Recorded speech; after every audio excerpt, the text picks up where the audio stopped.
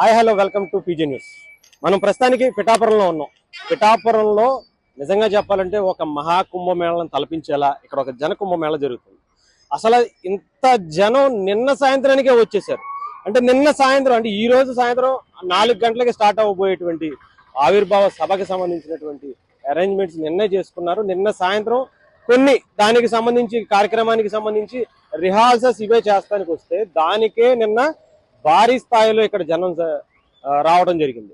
ఇకపోతే ఈ రోజు జరగబోయేటువంటి ఆవిర్భావ దినోత్సవానికి సంబంధించి ఏర్పాట్లు అంగరంగ వైభవంగా జరిగాయి. మనం చూసుకుంటే ఇది ప్రధానమైనటువంటి ప్రాంగణం. దీనికి 3 వైపుల నుంచి కూడా 3-4 వైపుల నుంచి కూడా ఎంట్రన్స్లు అయితే ఏర్పాటు చేశారు. కానీ ఇప్పటికే అంటే ఇప్పుడు 10 అవ్వచ్చు, ఉదయం 10 అవ్వస్తుంది. 10ంటికే ఈ స్థాయిలో జనం ఇక్కడ దాన్ని ఆల్మోస్ట్ 70% ఫిల్ అయిపోయినటువంటి పరిస్థితి సభకు సంబంధించి. ఇక సాయంత్రానికి 4 గంటల లోపు గనక ఏ స్థాయిలో వస్తారని మీరు ఊహించుకోండి. ఇక్కడ పిఠాపురం ప్రజలకే ఈ చైర్స్ కావచ్చు, ఈ స్టేజ్ కావచ్చు, ఈ ప్రాంగణం సరిపోయేటటువంటి పరిస్థితి కూడా సరిపోట్ల. ఇక సాయంత్రానికి ఏ రేంజ్ లో వస్తారు, దాదాపు 1 లక్ష మంది లోపల కూర్చుంటారనేమో అంచనా వేస్తున్నారు. కానీ ఇంకొక 4 లక్షల మంది రోడ్ల మీద తిరిగేటువంటి పరిస్థితి అయితే కనిపిస్తుంది. అంటే ఇప్పటికీ సగం మంది బయటే ఉన్నారు. ఇంత ఏర్పాట్లు చేసినా కూడా స్టేజ్ కానీ లేదంటే ప్రాంగణం కానీ సరిపోయినటువంటి పరిస్థితికి ఈ రోజు చేరుకుంటుంది. అంటే ఇంకా అసలు సాయంత్రానికి ఏ రేంజ్ లో ఉంటది అనేది మన ఊహకు కూడా అందట్లా. ఇకపోతే ఈ ఫ్లెక్సీలు ఇవన్నీ చూడొచ్చు, మామూలు రచ్చలేదు అసలు. ఒక్కొక్కరు కూడా ఇక్కడ జనసేన పార్టీకి సంబంధించి ఎన్ని ఏర్పాట్లు చేసుకున్నారు అనేది ఒక్కసారి చూడండి.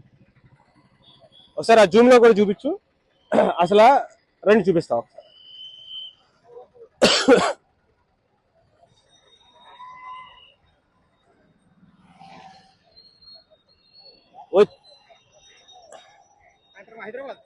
ఓకే, మాట్లాడతారా? ఎక్కడి నుంచి వచ్చారండి? హైదరాబాద్ నుంచి. హైదరాబాద్ నుంచి. దేని గురించి?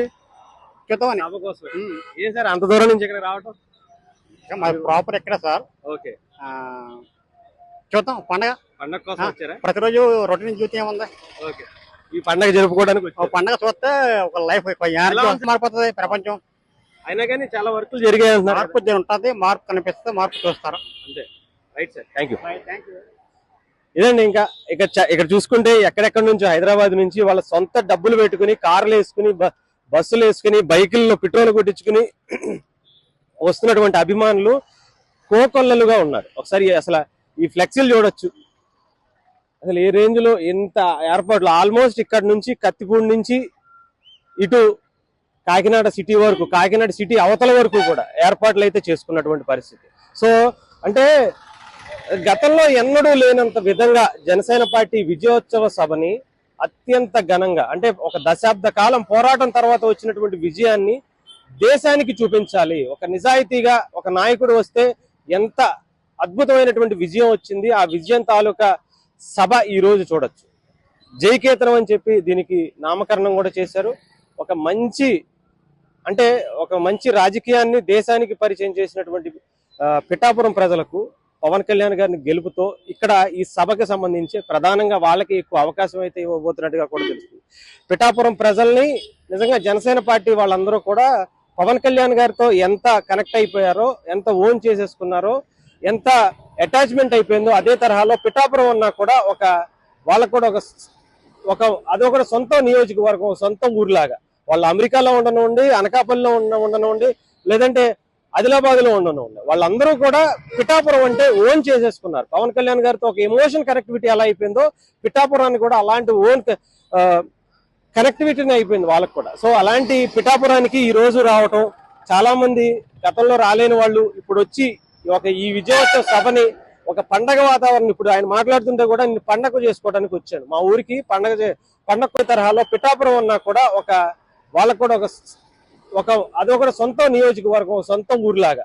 వాళ్ళు అమెరికాలో ఉండనివ్వండి, అనకాపల్లిలో ఉండనివ్వండి, లేదంటే ఆదిలాబాద్ లో ఉండనివ్వండి, వాళ్ళందరూ కూడా పిఠాపురం అంటే ఓన్ చేసేసుకున్నారు. పవన్ కళ్యాణ్ గారితో ఒక ఎమోషన్ కనెక్టివిటీ ఎలా అయిపోయిందో పిఠాపురాన్ని కూడా అలాంటి ఓన్ కనెక్టివిటీని అయిపోయింది వాళ్ళకు కూడా. సో అలాంటి పిఠాపురానికి ఈ రోజు రావటం, చాలా మంది గతంలో రాలేని వాళ్ళు ఇప్పుడు వచ్చి ఈ విజయోత్సవ సభని ఒక పండగ వాతావరణం, ఇప్పుడు ఆయన మాట్లాడుతుంటే కూడా నేను పండగ చేసుకోవడానికి వచ్చాను, మా ఊరికి పండగ కోసం వచ్చానని చెప్పడం. అంటే మనం చూస్తే ఎంత బాగా జరుపుకోవడానికి జనసేన పార్టీ ప్రయత్నిస్తుంది అంటే దేశానికి ఒక మంచి నాయకుడిని చూపించడం కోసం. ఇప్పటికే పవన్ కళ్యాణ్ గారు దేశవ్యాప్తంగా మంచి పేరు సంపాదించుకున్నారు. ఇంకా ఇక్కడి నుంచి ఇంకా ఆయన స్థాయి ఇంకా ఎక్కువ పెరగబోతుంది అనడంలో ఎటువంటి సందేహం లేదనే విధంగా ఇక్కడ జరుగుతున్నటువంటి కార్యక్రమాలే మనం చూడొచ్చు. ఒకసారి అటు కూడా వెళ్లే ప్రయత్నం చేద్దాం రండి.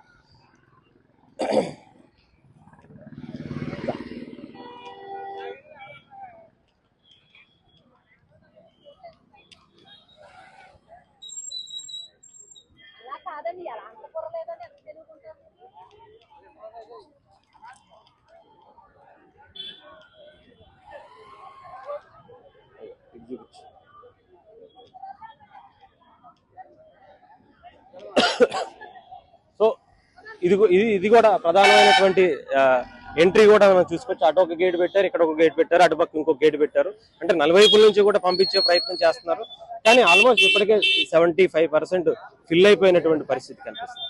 ఇంకా కాసేపట్లో మొత్తం ఫిల్ అయిపోయిన ఆశ్చర్యపోవసలు. ఇప్పటికే బస్సుల్లో ఎక్కడెక్కడి నుంచి అటు ఇచ్చాపురం నుంచి మొదలు పెడితే అటు చిత్తూరు కుప్పం వరకు కూడా జనసేన పార్టీలోకి సంబంధించి చాలా మంది నాయకులు, అభిమానులు, జన సైనికులు, వీర మహిళలు కూడా ఇక్కడ రావడం జరిగింది. తెలంగాణ నుంచి, కర్ణాటక నుంచి, తమిళనాడు నుంచి, ఒడిశా నుంచి కూడా ఈ రోజు ఇక్కడికి చేరుకుంటున్నారంటే ఎంతో మంది యుఎస్ నుంచి కూడా వచ్చి ఈ పండగని జరుపుకోవడం కోసం, పవన్ కళ్యాణ్ గారిని గెలిపించినటువంటి పిఠాపురం రావడం కోసం చాలా మంది చాలా ఆసక్తి కనబరిచారు. నిజంగా సాయంత్రానికి అసలు ఇప్పటికే 2-3 కిలోమీటర్ల రోడ్ అటు ఇటు కూడా జామ్ అయిపోతున్నటువంటి పరిస్థితి. సాయంత్రానికి ఏ రేంజ్ లో ఉంటుందో, ఎలా ఉంటుందో మనం అసలు ఈ జన సునామీని అసలు ఇప్పుడు ఇక్కడ మనం మరొకసారి పిఠాపురంలో పవన్ కళ్యాణ్ గారి నామినేషన్ అప్పుడు చూసాం.